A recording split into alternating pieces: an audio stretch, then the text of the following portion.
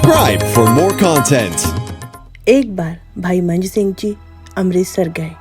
जब वह अमृतसर से वापस लौट रहे थे, उन्होंने गुरु अर्जुन देव जी के दर्शन करने का विचार बनाया। उन्होंने लोगों से गुरु अर्जुन देव जी के बारे में बहुत कुछ सुना था। उन्होंने लोगों से सुना कि गुरु अर्जुन देव जी एक बहुत बड़े धार्मिक गुरु हैं और उनके बहुत सारे अनुयायी भी हैं। यह सब सुनकर उनके दिल में भी गुरु अर्जुन देव जी से मिलने की इच्छा और तीव्र हो गई। भाई मंज सिंह जी गुरु अर्जुन देव जी के दरबार में पहुंचे। जब वह दरबार में पहुंचे तो उस समय दरबार में कीर्तन चल रहा था। उन्होंने भी दरबार में बैठकर कीर्तन सुना। उस कीर्तन का असर उनके दिल और दिमाग पर भी हुआ। कीर्तन ने अपना असर दिखाया और एक अद्भुत छाप छोड़ दी।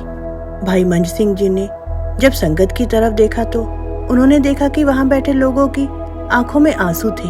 किसी का चेहरा पूरी तरह लाल हो रखा था। किसी के भी चेहरे पर किसी भी तरह की कोई चिंता, कोई अवसाद नहीं था।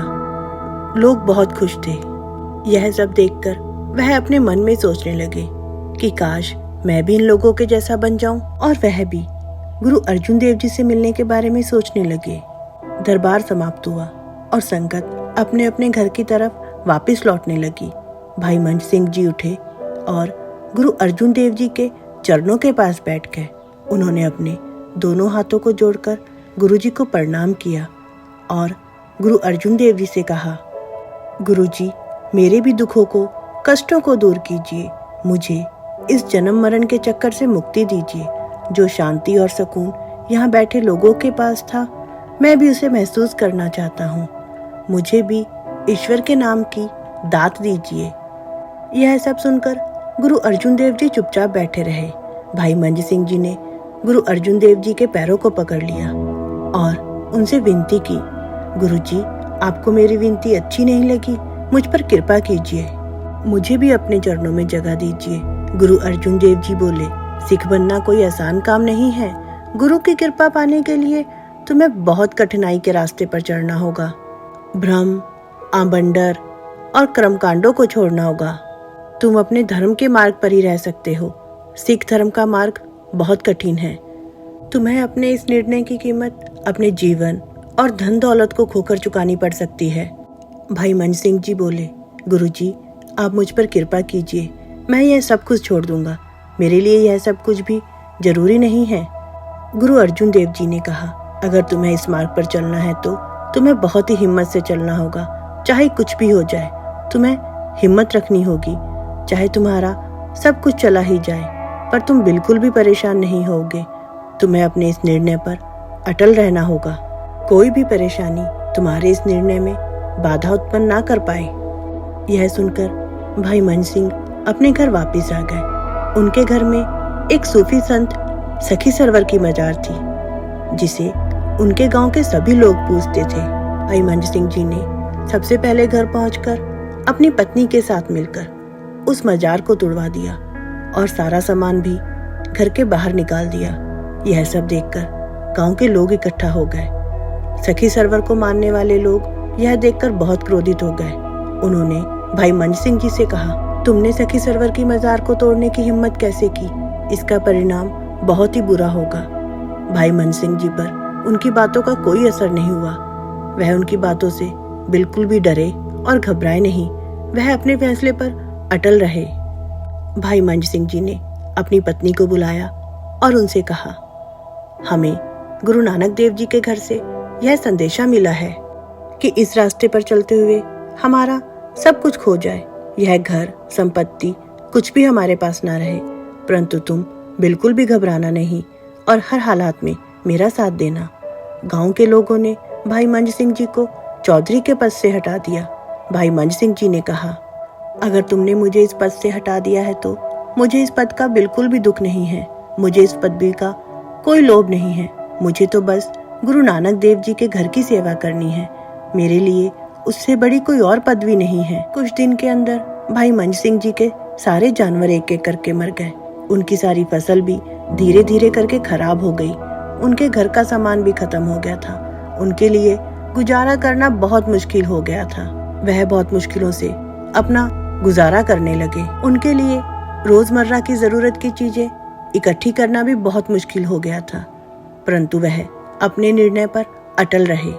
एक दिन गुरु अर्जुन देव जी का एक सिख भाई मंज सिंह जी के पास गुरु जी का हुक्म लेकर आया। भाई मंज सिंह जी ने उस हुक्मनामे को माथा टेका। उस हुक्मनामे में अमृतसर साहिब में आने का बुलावा लिखा था। अमृतसर साहिब पहुंचकर भाई मंज सिंह जी गुरु अर्जुन देव जी के पास पहुंचे। उन्होंने अपना सर गुरु जी के सामने झुकाया। गुरु अर्जुन देव जी ने अपने एक सिख को बुलाया और कहा कि तुम भाई मंज सिंह जी को एक रस्सी ला कर दो, और उनकी यह सेवा लगा दी कि भाई मंज सिंह जी रोज जंगल में जाकर गुरु घर के लंगर के लिए लकड़ियां लेकर आएंगे। भाई मंज सिंह जी गुरु जी की बात सुनकर बहुत खुश हुए। उन्होंने अपने तन और मन से गुरु घर की सेवा की। भाई मंज सिंह जी गुरु की बानी पढ़ते, सुनते और जंगल में लकड़ियां लाकर गुरु घर में रखते थे। एक दिन गुरु अर्जुन देव जी ने एक सिख से पूछा, यहाँ पर जो भाई मंज सिंह जी गुरु घर के लिए लकड़ियां लाने की सेवा करते हैं, वह भोजन कहाँ पर करते हैं? तो उस सिख ने जवाब दिया, गुरुजी, भाई मंज सिंह जी तो गुरु घर की पंगत में बैठकर प्रसादा ग्रहण करते हैं। गुरुजी ने कहा, यह तो कोई सेवा नहीं हुई, यह तो एक तरह की मजदूरी हो गई है।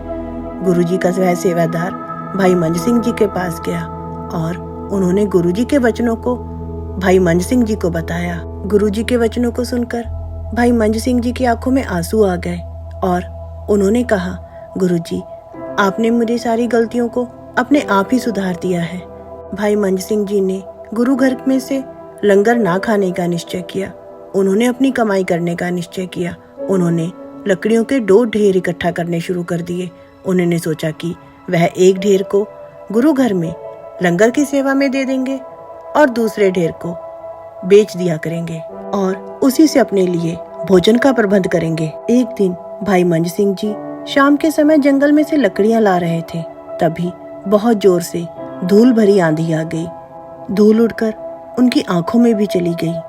उनको कुछ दिखाई नहीं दे रहा था, परंतु उन्होंने गुरुबानी का जाप करना बंद नहीं किया। धूल भरी आंधी तूफान होने के कारण उनको कुछ दिखाई भी नहीं दे रहा था। अचानक उनका पैर फिसल गया और भाई मंज सिंह जी लड़खड़ाकर एक कुएं में गिर गए। भाई मंज सिंह जी के सर पर लकड़ियों का ढेर था और उस कुएं में पानी भरा हुआ था। उन्होंने उस लकड़ियों के ढेर को अपने सर से नीचे नहीं गिरने दिया। उन्होंने सोचा कि अगर यह लकड़ियां पानी में गिरकर भीग जाएंगी तो गुरु घर में लंगर बनाने में बहुत परेशानी होगी। शाम हो गई थी। भाई मंज सिंह जी ने गुरुबानी का पाठ करना शुरू कर दिया। आंधी तूफान तो खत्म होने का नाम ही नहीं ले रहा था। भाई मंज सिंह जी ने गुरुजी से प्रार्थना की, गुरुजी, आपने ही मुझे यह सेवा दी है, अब आप ही मुझे इस मुसीबत से निकालिए जिससे कि मैं इन लकड़ियों को समय से गुरु घर में पहुंचा सकूं। गुरु अर्जुन देव जी ने जब भाई मंज सिंह जी की यह विनती सुनी तो वह नंगे पैरी उनके पास पहुंच गए।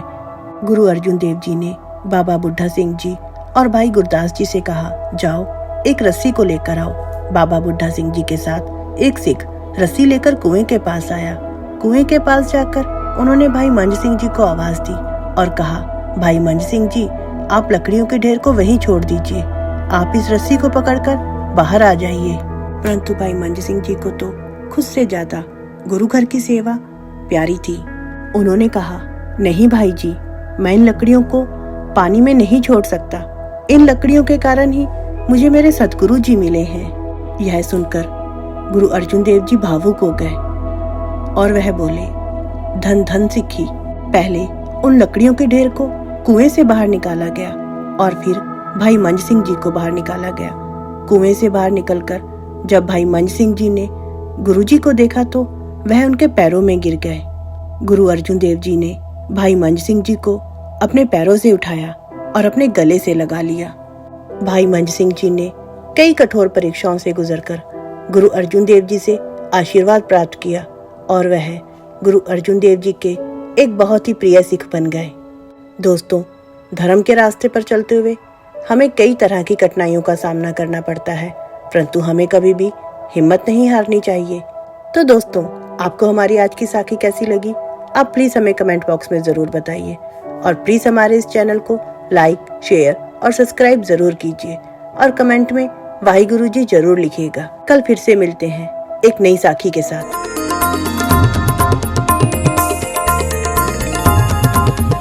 Subscribe for more content.